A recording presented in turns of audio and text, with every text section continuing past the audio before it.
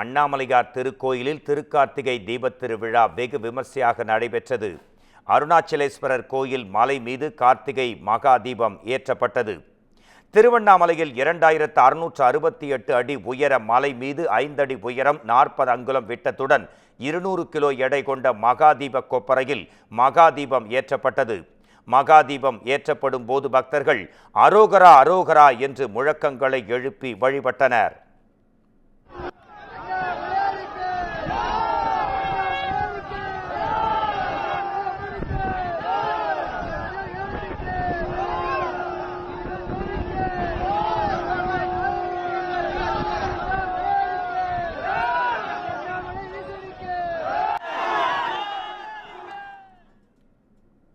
திருவண்ணாமலையில் ஏற்றப்பட்ட மகாதீபம் 11 நாட்களுக்கு எரியும் வகையில் காட்சியளிக்கும்.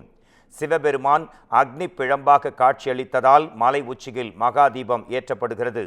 திருவண்ணாமலையில் கார்த்திகை தீபத் திருவிழாவை முன்னிட்டு அருணாச்சலேஸ்வரர் திருக்கோயிலில் லட்சக்கணக்கான பக்தர்கள் குவிந்தனர்.